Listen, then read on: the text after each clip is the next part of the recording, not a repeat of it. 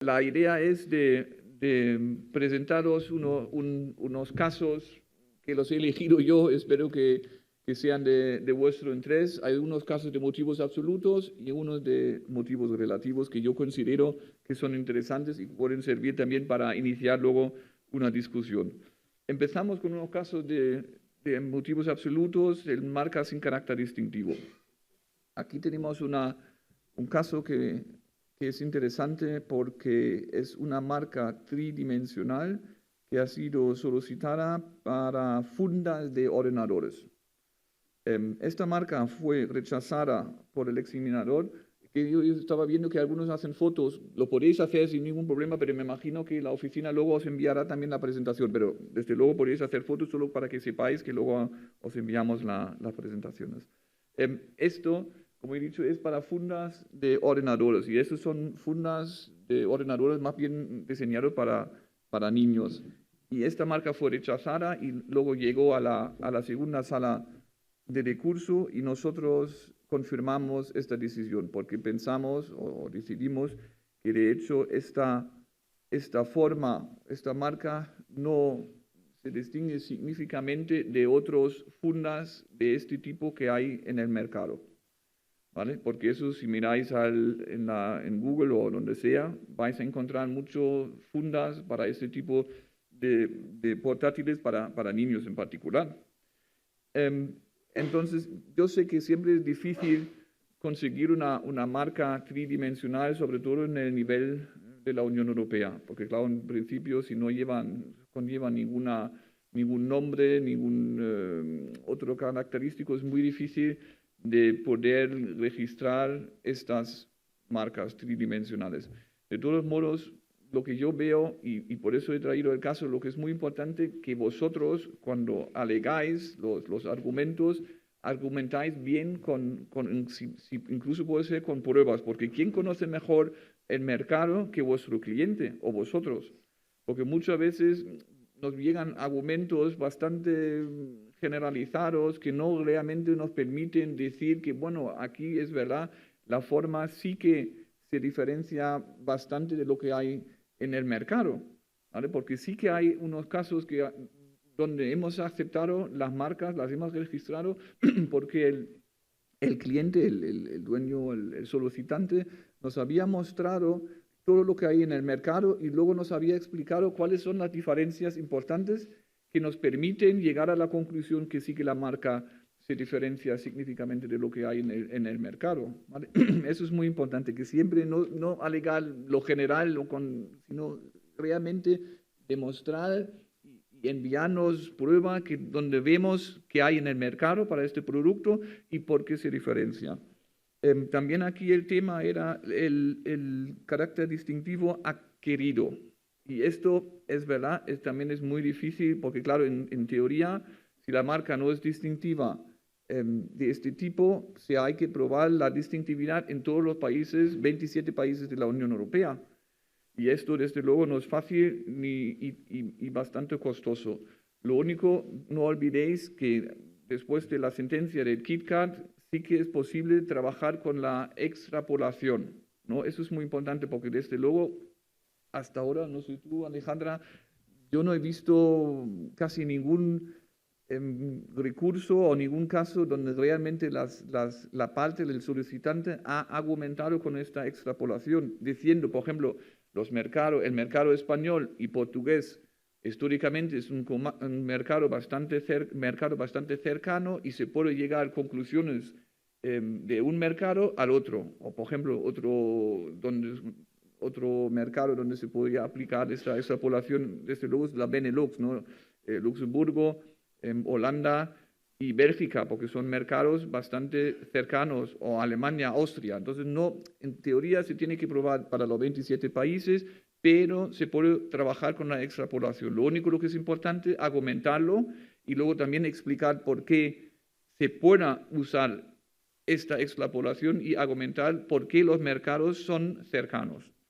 Y es una pena porque yo creo que esta sentencia KitKat ha encontrado un buen compromiso entre decir que tú tienes que probar en 27 países o solo te bastan algunos países, porque yo creo que ni lo uno ni lo otro está bien, pero eso es un compromiso.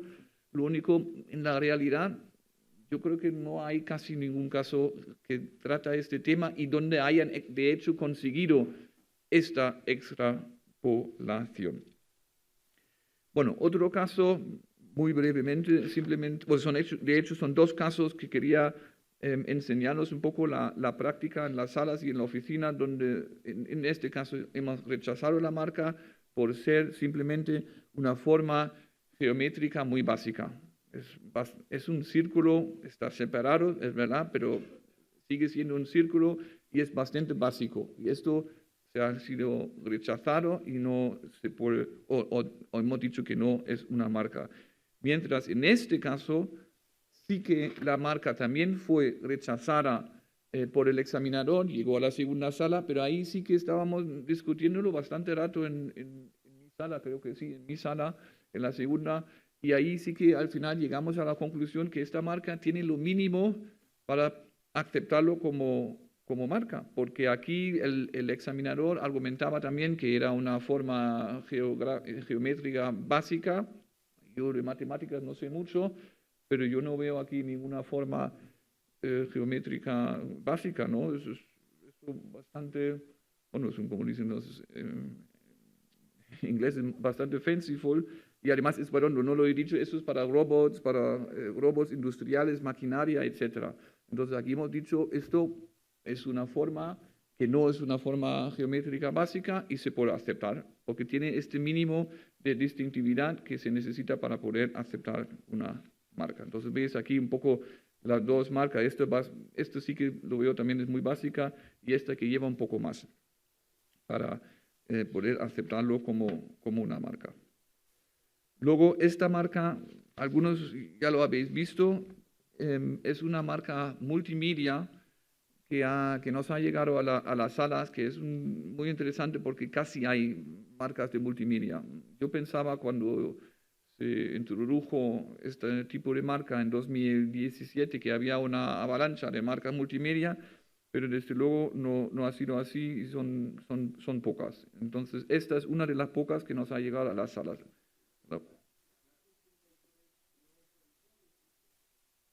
Esta marca fue solicitada por publicaciones, libros, luego por vino y también para actividades culturales. Es una marca multimedia. Ahora la vamos a ver y a ver qué opináis vosotros. You, Super Simo.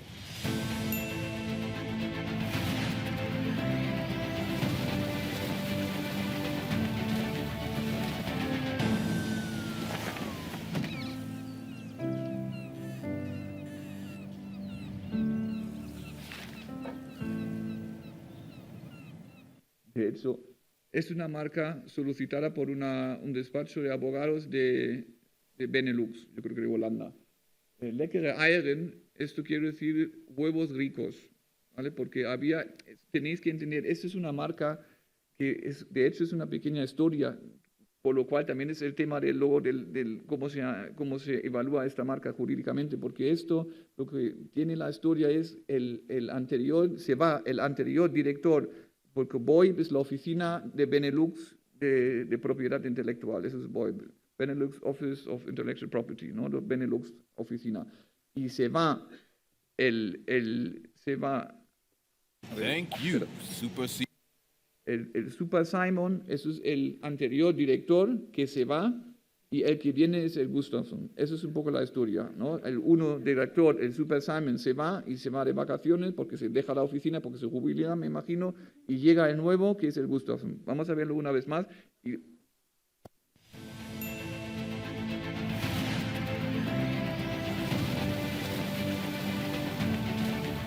¿No? Él se va porque deja la oficina, llega el nuevo y se sienta, bueno, en el hotel, no en la oficina. Entonces, ¿qué opináis? ¿Esta marca se puede registrar? ¿Lo veis como marca? ¿No? ¿Nadie? ¿Qué opináis? ¿Quién diría eso es una marca, se puede registrar?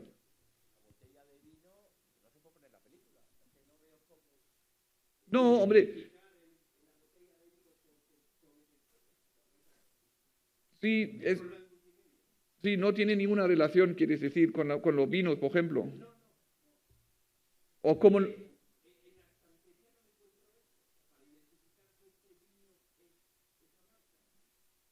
Sí, sí, pero también sí, pero también se puede utilizar esto en la publicidad, ¿no? ¿No? Eso sí que en la publicidad sí que eso sí que es verdad, tiene razón. Incluso, ¿quién nos dice que luego en el futuro habrá botellas que una pantalla finita, finita, finita y lo ves? Porque tú sabes, hoy en día todo es posible y las pantallas cada vez son más finitas, pero también es verdad que se puede utilizar en la publicidad, ¿no? Pues esta marca fue rechazada en la primera instancia, básicamente diciendo que no se veía como una marca. Eso es una historia que os he contado antes de la salida de un director y la llegada del otro, y no se ve como una marca para los vinos y las actividades culturales y los libros. Y también decían en la primera instancia que esto también, la pregunta es, si ¿verdaderamente se puede recordar esta marca? Porque la función es que tú tienes que saber, no tienes que recordar la marca exactamente en todos los detalles, pero sí que generalmente, y esto decían ellos que era bastante complejo, que no se podía recordar muy bien, entonces no puede funcionar como una marca.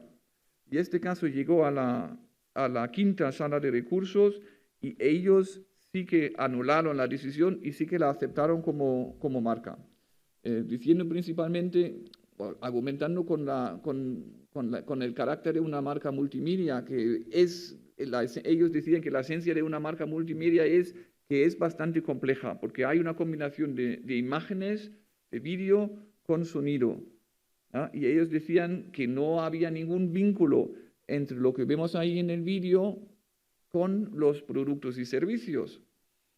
Esto, bueno, yo lo he traído porque es un caso bastante disputado también en las salas mismas y no sé, ¿no? Ellos básicamente dicen que puede funcionar como una marca porque no hay ninguna relación con los productos y servicios. Sí que se puede recordar en general lo que está pasando en el vídeo y por lo tanto ellos llegan a la conclusión que puede funcionar como una marca. Lourdes, buenos días.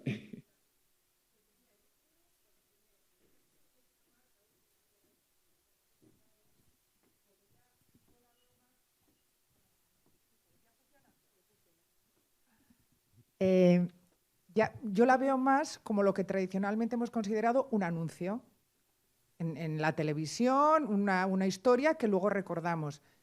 ¿Qué creo que pasa? Que nos tenemos que ir cambiando la mentalidad a unas nuevas tecnologías, a una nueva forma de entender, pues no sé, todo un poco en el ámbito, pues eso, de las marcas, de la publicidad, de tal. Y creo que va a requerir como una especie de esfuerzo mental el entender que pues como ha habido problemas con las marcas eslogan, con determinadas frases que muchas veces no se consideraban marca porque eran más un eslogan publicitario, tal. O sea, creo que vamos a ir teniendo que cambiar nuestra mentalidad, pero hasta que la cambiemos, a mí esto me parece más un anuncio que una marca en sí misma. Recordable perfectamente, pero otra forma de acercarnos a un producto, a unos servicios. Y en cuanto a las marcas que has presentado antes, yo en principio también me cuesta mucho, a ver, yo a lo mejor no soy muy estricta, es verdad, y el tema de la aplicación de los no distintivos, creo que, o sea, me cuesta mucho entender cómo los tribunales interpretan la relación con los productos para determinar si es o no distintivo, porque lo veo aproximarse demasiado al descriptivo y al genérico. Entonces, es verdad que esta última la veo perfectamente registrable, pero es que también la anterior, la del circulito con las dos muescas, está también, pues, que es simple, por supuesto, pero por el hecho de que sea simple, a lo mejor alguien especialista en marketing, que yo no lo soy, en publicidad, puede entender que eso puede ser identificable como una marca para distinguir un origen empresarial de unos productos. Incluso respecto del anterior también, porque el argumento de que si se diferencia o no de los otros soportes que hay en el mercado, no entiendo esa argumentación para denegar esta marca. Otra cosa es que dijeras, no, es que en sí misma o esta marca no identifica, no es algo tan simple que no va a quedar, pero a mí no me parece nada simple. Me parece pues que es como una, ¿cómo se dice?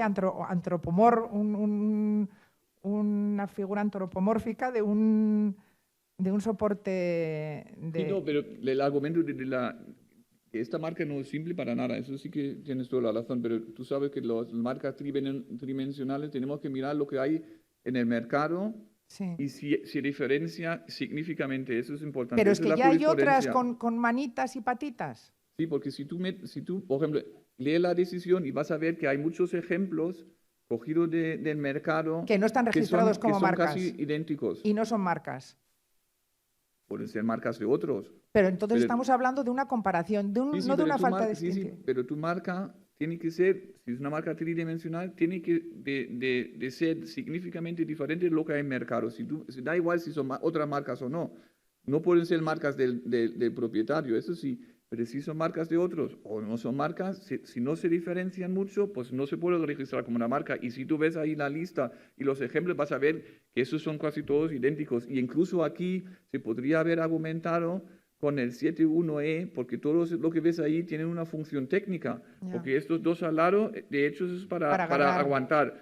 El pie es para ponerlo de pie, sí. y la forma ahí interior es para meter la funda, pero el examinador no se basó en Ya, este. bueno, como no conozco el mercado no me voy a meter Sí, pero mucho en mira, esto. En líete- sí misma a mí sí. me parece que está fenomenal, pero es verdad que si hay muchas así, eso ya no tengo No, ni porque idea. eso es para la marca tridimensional, porque eso es muy importante. Aquí Claro. no he dicho yo que es una marca simple desde luego no es, pero Vale, vale. el problema es que no se Vale, diferencia perfecto. mucho de lo que hay. Sí, aquí no digo nada porque no lo sé. Aquí sí que me parece que podría ser Bien. marca, la otra también. Y Pero la... esto es la jurisprudencia del tribunal que ves, si tú lo miras, lo que ellos deciden, es una forma geométrica muy básica. Sí, pero que tiene nosotros- unas muescas, que en fin. Bueno, se puede Ya, ser sí, vamos, te quiero decir. Sí. de otra opinión. Yo creo que no sé lo que piensan los demás, pero yo sí que diría, esto sí que es demasiado básica Ya. para aceptarla como una marca. Esta, desde luego, Sí. puede ser aceptada. Sí. Y esto, para volver a este caso, Sí, a mí me este cuesta. sí que tenemos que ver cómo se desarrolla en el futuro el tema de la Exactamente. marca multimedia. Justo. Porque ahí sí que hay Sí. temas, si lo percibo como una marca, no, Eso es. sí que es un poco complicado. Pero la decisión es muy larga, es en holandés, pero la podéis ver, la podéis traducir en nuestra base de datos al inglés y al español, no lo sé ahora, pero al inglés sí. Y es muy interesante, porque sí que hay temas que todavía no están claros, ¿no? ¿Qué complejidad puede tener una marca multimedia para aceptarla? Y además, si vais a nuestra base de datos de las marcas registradas, ahí también podéis buscar por marca multimedia y veis algunos que están aceptados y veis que son mucho más, aunque sean marcas de multimedia, vídeo y sonido, pero son mucho más fáciles y menos complejos que esta marca. Bueno, vamos a seguir. Estos dos casos son también, creo que interesantes porque tratan un poco del tema del metaverso. Pero aquí sí que es verdad, los productos por los cuales las marcas fueron solicitadas son bebidas en general, pero bebidas reales, no virtuales. Eso es importante, porque por eso están clasificados en la clase 32. Si fueran bebidas virtuales, tendrían que ser clasificados en la clase 9. Y aquí hemos dicho, confirmando el examinador, que esta marca no es distintiva, o estas dos marcas son dos marcas, porque uno es para bebidas, otro para alimentos, que no son distintivos estos marcos simplemente porque indican que tú puedes o uno puede comprar estos productos en el metaverso y luego te lo llevan a casa, ¿no? Entonces yo espero que estemos de acuerdo que no funciona como una marca, pero de hecho tenemos muy pocos casos donde el metaverso está dentro de la marca. Porque ahí ya tenemos bastante casos con los productos virtuales, pero que la marca en sí contiene las palabras así metaverso, de eso hay muy pocos y en las salas yo creo que eso seguramente la primera marca. Ahora vamos a las marcas descriptivas. Geraldo ya ha hablado del caso Islandia, es un caso de la gran sala, como hemos oído. Creo que es un caso muy importante porque trata el tema de si se puede registrar nombres de países o no. Además, a mí me resulta un poco difícil entender cómo en el nivel de la OMPI, por un lado tenemos el SIGSTED que prohíbe usar banderas, pero luego se puede usar los nombres de países, porque si ahora os pondría 10 banderas, seguramente seríamos capaces de identificar una o dos, depende de las banderas, desde luego, ¿no? Pero bueno, si ponemos banderas de países africanos o de asiáticos, pues yo no tengo ni idea cuáles son, incluso algunos de la Unión Europea, no estoy yo muy seguro, eso es Francia o Holanda, depende de cómo lo tienen, pero claro, si nos ponen en los nombres, todos sabemos exactamente, eso es un país, pero la OMPI no lo tiene en su lista. Entonces creo, primero, es un tema político, tiene que ser tratado por la OMPI para llegar a un acuerdo, porque en mi opinión personal, no se debería permitir incluir o tener marcas simplemente con nombres de países. Y esto además me resulta un poco difícil entender que los países mismos que son en estos organismos de la OMPI que no lo hayan promovido mucho más. Porque yo no creo, si a España, al Estado de España le gustaría que alguien se llamaba, yo qué sé, el arroz de paella, España, es la marca, pues eso no es una marca.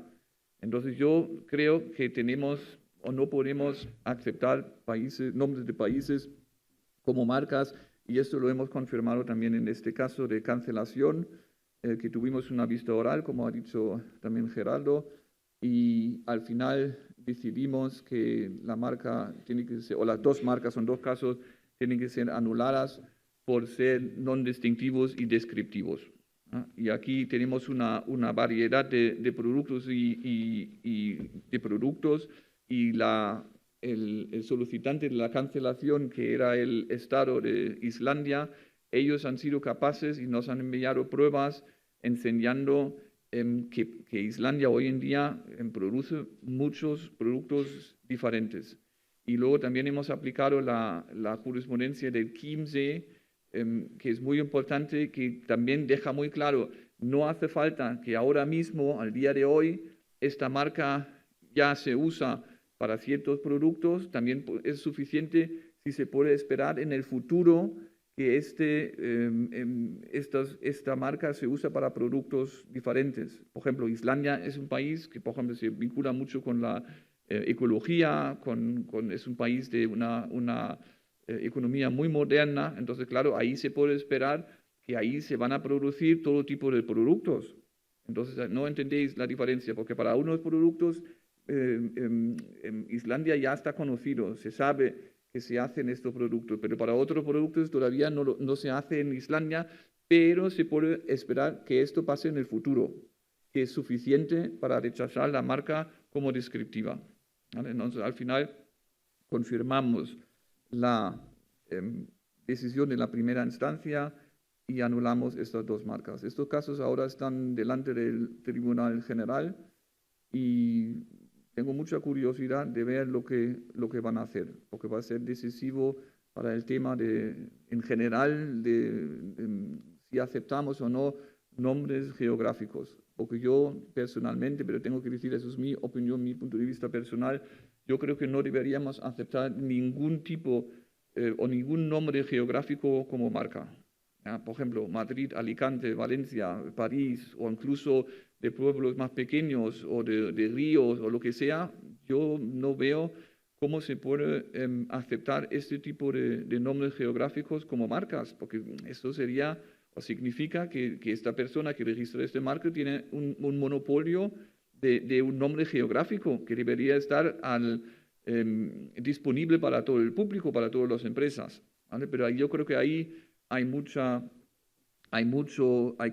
que hacer todavía mucho, también en la jurisprudencia, porque sí que hay casos en Luxemburgo donde nos han anulado o depende confirmado, que sí que han dicho si son pueblos muy desconocidos, entonces sí que se puede aceptar como marcas. Pero yo lo veo un poco crítico y creo que ahí también seguramente haría falta una intervención del legislador, de ver cómo podemos hacerlo en la ley. Y de hecho, no sé si alguno de vosotros vais a estar en la ECTA la semana que viene, que habrá un panel sobre esto, sobre este tema de los nombres geográficos. Bueno, lo mismo ha pasado con Potichol. ¿Quién conoce Potichol? No conocí, ¿no? Pero sabéis que hay dos, no lo sabía yo, hay dos Potichol en España. Uno es en un pequeño pueblo pesquero en Mallorca, que ahora se ha puesto otra vez un poco de moda porque están ahí construyendo muchos casas y pisos turísticos. Y luego hay una playa Potichol cerca de Xàbia, en la Comunidad Valenciana. Y aquí, y esto también a la vez es un problema porque esto fue otro caso de cancelación. Ahí el solicitante de la cancelación sí que es verdad, no hizo, si me permitís, no hizo un trabajo perfecto porque no nos dio prueba suficiente para llegar a la conclusión que Potichol está conocido, se conoce. Porque claro, se podría haber argumentado con la cantidad de turistas que cada año están en Mallorca, que sí que puede ser que, y yo creo que se podría haber comprobado, que sí que se conoce, incluso en nivel europeo con Alemania. Pero ahí nos han enviado muy poca prueba, por lo tanto estábamos vinculados, como era un procedimiento de cancelación, de nulidad, estábamos vinculados a esta prueba y no era suficiente para llegar a la conclusión que no se puede registrar esta marca simplemente porque no han podido o no han sido capaces de probar que se conoce Potichol. Eso es muy importante cuando tengáis casos de nulidad basados en motivos absolutos. Es muy, muy, muy importante que vosotros no solo argumentáis por qué la marca es descriptiva o no distintiva, sino también enviarnos la prueba. Porque no podéis imaginaros la cantidad de casos que rechazamos simplemente porque no tenemos ninguna prueba. Y Wikipedia, desde luego, no es suficiente solo. Se puede utilizar, se puede enviar el extracto de Wikipedia, pero luego necesitamos prueba adicional que refuerza lo que Wikipedia nos dice. Eso es muy importante porque en la nulidad, procedimiento de nulidad, no podemos hacer nuestra propia investigación. Si es un caso de solicitud de marca donde examinamos nosotros, allí sí que podemos mirar en Internet y buscar la prueba que necesitamos, pero en procedimiento de nulidad estamos limitados a lo que el solicitante de la nulidad nos aporte, ¿vale? Entonces es muy importante ahí enviarnos siempre las pruebas. Bueno, dos marcas contrarios al orden público, buenas costumbres. Bueno, Pablo Escobar, no sé si lo conocéis, la marca, bueno, Pablo Escobar desde luego lo conocéis, y ahí la marca fue rechazada argumentando, y yo creo que estamos todos de acuerdo, porque eso se vincula con con la droga, con la mafia, etcétera, y no se puede registrar como una marca. La marca fue, de hecho, registrada o solicitada por el hermano de Pablo Escobar y la quinta sala decía, confirmando la primera instancia, que esta marca sería contra el orden público y las buenas costumbres, y creo que es una decisión correcta. Y eso me permite, junto con el siguiente caso, recordaros que estamos ahora trabajando en el CP14, que es sobre este tema de las marcas contra el orden público y los buenos costumbres. Y es muy importante este CP porque ahí estamos intentando llegar a un mínimo, digamos, de cooperación entre las oficinas para buscar los mismos estándares de cómo examinamos este tipo de marcas, que no es nada fácil. Y agradecer también a los compañeros de la OEPM que participan en ese CP14, ya nos han enviado comentarios porque yo creo que es muy importante para todos los usuarios tener un documento para saber más o menos cómo se examina este tipo de marcas. Este caso está delante de la gran sala y es el Covidiot, es la marca, como veis aquí es un juego y ahí también estamos discutiendo si se puede aceptar esta marca o no. No puedo decir mucho porque, como he dicho, está pendiente, estamos discutiéndolo. Yo creo que dentro de muy poco vamos a decidir y publicar esta decisión. Ahora, para terminar, tengo 3 o 4 casos de motivos relativos Uno es eso de hecho es un caso que ya ha llegado, ya ha sido confirmado por el Tribunal General de Luxemburgo, y eso, aquí hablamos de las marcas débiles. Aquí es otro tema que bien conocéis todos, un tema muy importante, donde desafortunadamente tenemos un poco una jurisprudencia del nivel Luxemburgo, tengo que decir, un poco diversa. Anteriormente se daba bastante nivel de protección a las marcas débiles o elementos débiles, y ahora, desde luego, de la sala de recursos estamos en los últimos años mucho más estrictos y damos mucho menos ámbito de protección a los elementos débiles, por ejemplo aquí yoga, y eso está todo relacionado, como veis, la formación de yoga, etc. Entonces yo creo que tenemos que tener mucho cuidado de no dar a alguien a un monopolio de una palabra como yoga.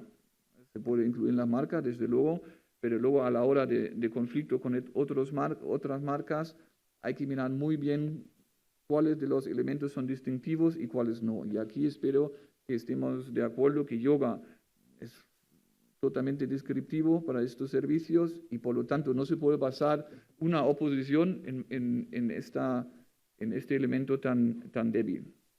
Y la tendencia en el tribunal mayoritariamente es confirmar nuestras decisiones y no dar mucha protección a estos elementos débiles, pero tengo que decir que de vez en cuando sí que sale una sentencia que luego dice, no, pero como está la marca registrada, no se puede ignorar, y la distintividad de un elemento solo es un factor entre muchos otros factores, y de vez en cuando sí que confirman un riesgo de confusión también, aunque los elementos comunes son bastante débiles. Pero desde el punto de vista de la sala de recursos, estamos bastante armonizados en las 4 salas y vamos a la misma dirección y no queremos dar mucha protección a estos elementos débiles.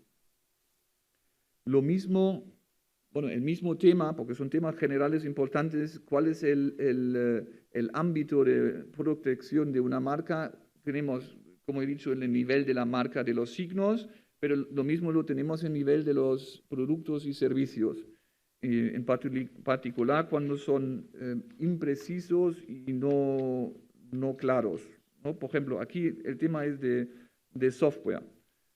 Aquí tenemos, por un lado, Da Vinci, la marca anterior, es un software relacionado a la sanidad, y luego tenemos la marca contestada, que es software sin nada más. Es decir, software incluye todo. Y yo lo veo un poco problemático simplemente porque hoy en día casi todos los productos contienen software. Entonces, esto, si tú llegas a registrar una marca para software solo, tienes un ámbito de protección muy, muy, muy amplio durante 5 años. Porque claro, después de los 5 años se puede pedir la prueba de uso y ahí tiene que mostrar qué tipo de software, para qué tipo de software la marca estará protegida. Pero claro, dentro de los primeros 5 años, el ámbito es muy, muy, muy, muy, muy, muy amplio. Y yo personalmente lo veo bastante problemático, y el tema también es que el Tribunal de Luxemburgo, el Tribunal General, ha confirmado si hay software, si comparamos software con software, hay identidad. Posiblemente sea así, pero yo creo que no es una buena solución, simplemente porque damos una protección demasiado elevada en los primeros 5 años. Entonces lo que nosotros en nuestra sala intentamos es contactar a las partes, pedirlos que hagan una limitación, ¿vale? Que hagan una limitación, y luego recuerdo un caso, que no es este, otro caso, donde sí que las partes han hecho una limitación y luego los campos de aplicación de la software era totalmente diferente, y ahí sí que llegamos a la conclusión que los dos productos, los dos tipos de software eran disimilares, simplemente porque eran 2 campos totalmente diferentes. Y solo el hecho que hay software no puede ser suficiente para llegar a una similitud, simplemente porque si no, llegamos a una protección demasiado elevada.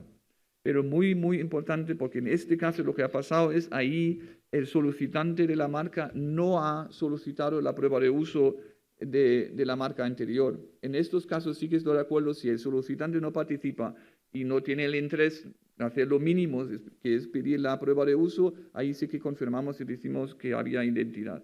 Por eso, muy importante siempre que tenéis estos casos, pedir la prueba de uso, porque ahí automáticamente nosotros, luego, bueno, primero el oponente tiene que enviar la prueba y tiene que decir y demostrar para qué tipo de software está utilizando su marca. Y esto limita automáticamente el ámbito de la protección de la marca anterior. Eso es muy importante. Bueno, los últimos dos casos están relacionados a la reputación de las marcas, el renombre. Aquí, no sé si vosotros también lo habéis observado, en los años anteriores sí que había una tendencia, tanto en las salas como en el Tribunal General en Luxemburgo, darle también otra vez un ámbito de protección muy amplia a las marcas con renombre. Hay muchos casos donde sí que han conseguido las marcas de renombre ir contra otras marcas, aunque los productos y servicios eran muy, muy diferentes. Sabemos el 8.5, que es nuestro artículo sobre la marca de renombre, los servicios y productos pueden ser similares, no obstante tiene que haber un vínculo, ¿no? Y ahí la jurisprudencia anterior sí que era muy generosa, para decirlo así más fácil. Ahora últimamente vemos que hay un cambio un poco en la jurisprudencia y están limitando un poco este ámbito de protección de las marcas con renombre. Y nosotros lo estamos siguiendo ahora en la sala de recurso. Aquí, por ejemplo, tenemos Puma, que tiene mucho renombre para todo tipo de calzado y de ropa. Y la otra marca es una marca solicitada por máquinas de hacer pan y hornos. Entonces, ahí sí que hemos dicho que los mercados son tan diferentes que no hay ningún vínculo, ¿vale? Y no sé si habéis visto recientemente el caso Bimbo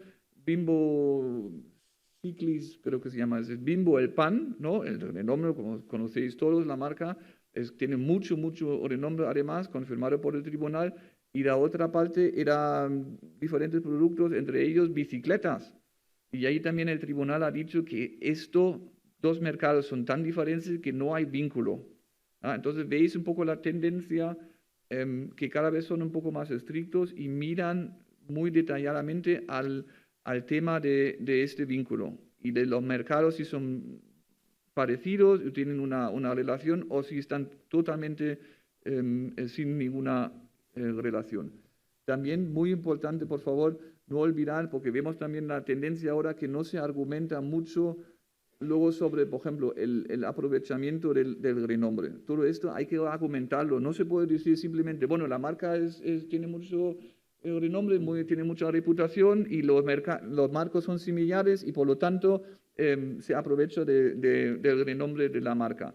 Pues eso no es suficiente. Además, no sé si habéis visto el caso Rolex de hace un mes o 2 meses, que también ahí el tribunal dijo que vale, hay una similitud, desde luego, posiblemente también un vínculo entre las marcas, porque eran productos similares, pero el tribunal nos anuló porque ellos decían que no habían argumentado bien el aprovechamiento del renombre de la marca anterior. Entonces es muy importante no solo decir, tengo renombre, los signos son similares, los mercados parecidos, por lo tanto automáticamente hay un aprovechamiento. No, hay que argumentar mucho más. No es fácil, pero hay que hacerlo porque eso también es un poco ahora la tendencia en el tribunal.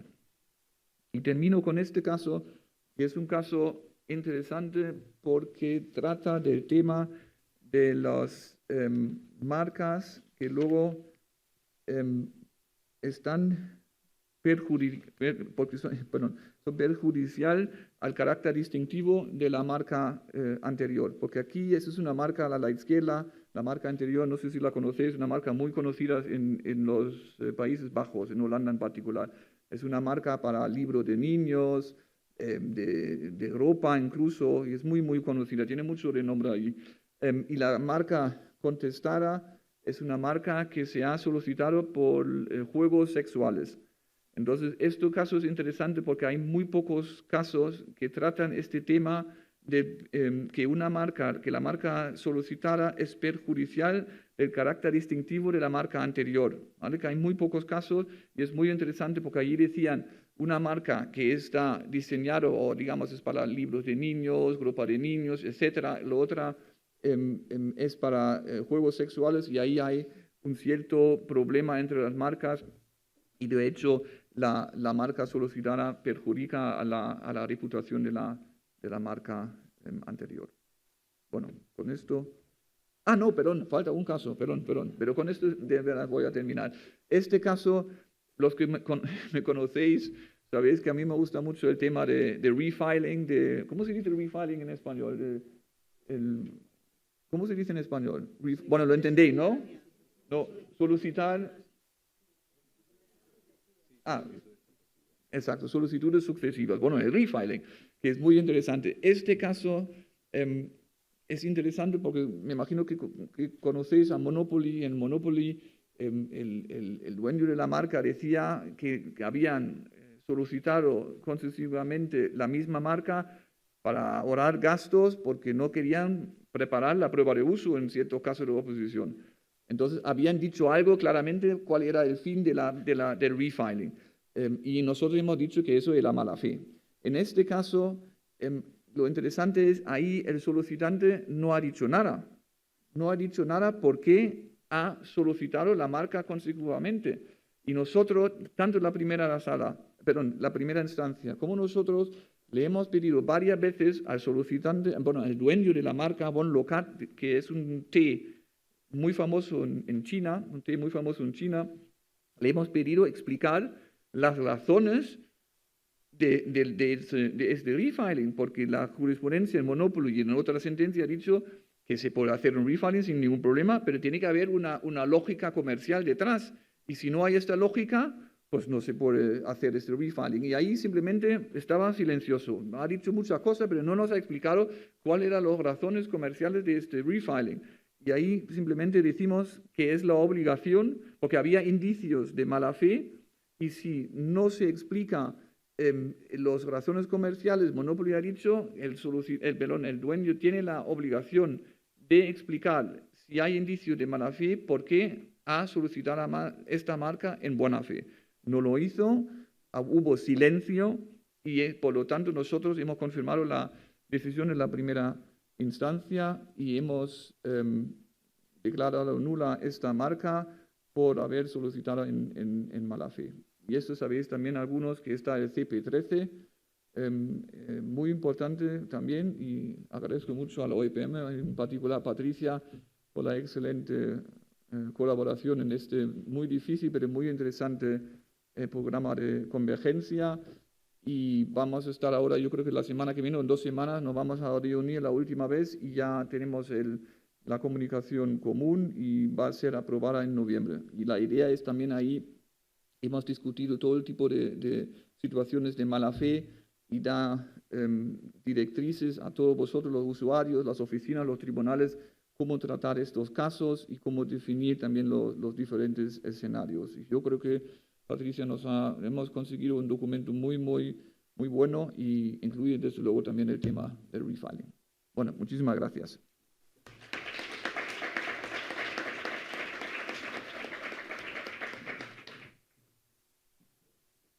Sí, a ver, ¿alguna pregunta?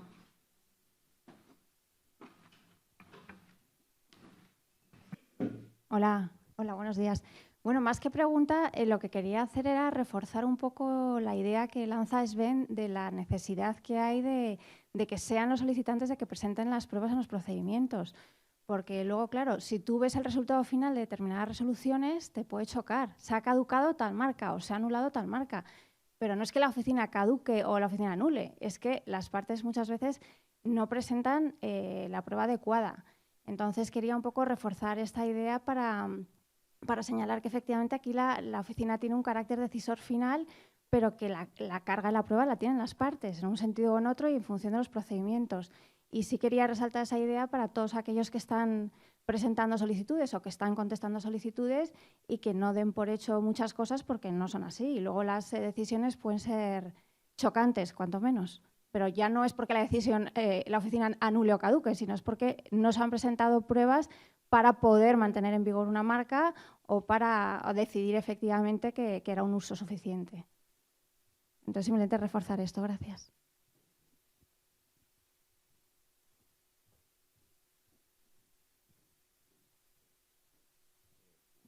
Muchas gracias. El problema con la prueba es que me parece prueba diabólica. Por ejemplo, me parece una gran idea a una bicicleta ponerle Bimbo, porque te vas a acordar una sola vez y te acordarás toda la vida que existe la bicicleta Bimbo. Hay un montón de marcas de bicicleta que las he visto en los escaparates y no me acuerdo, pero Bimbo me acordaré. ¿Y cómo lo demuestro? ¿Cómo? Es decir, porque entonces la pregunta es, en una vista oral, ¿por qué se le ha ocurrido a usted poner Bimbo, que es lo más absurdo por una bicicleta? Dígame usted, ¿no es por reputación? ¿Voy a tener que contratar a un autodenominado experto y pagarle un montón de miles de euros para que me ponga por escrito eso? Es que no se me ocurre otra prueba de un pseudoperito. Y bueno, y tengo otra pregunta. Lo de la distintividad en el diseño del sujetaordenadores, del sujetapantallas, habló de la distintividad, que si Portugal y España eran el mismo país. Pero ¿no es suficiente con un solo país, con aportar prueba de un solo país de los 27?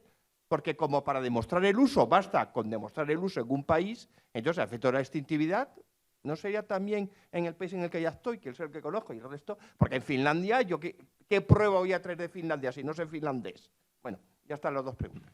No.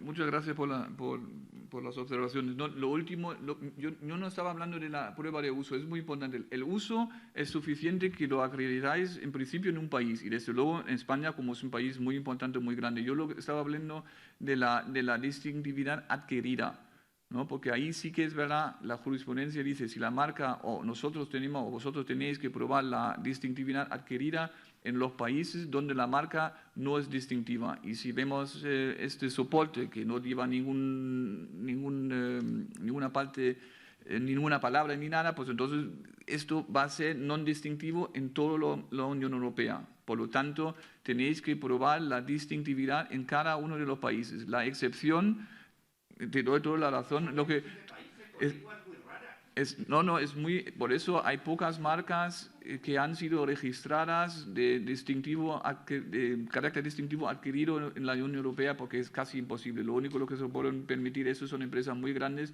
porque hay que hacer estudios y ese tipo de cosas. Lo único, lo que ahora con lo que decía es un pelín más fácil porque se pueden juntar países. Y yo no quería decir que Portugal y España es el mismo país, desde luego que no lo es, y yo espero que no lo haya dicho esto. Lo que quería decir es que los mercados tienen cierta...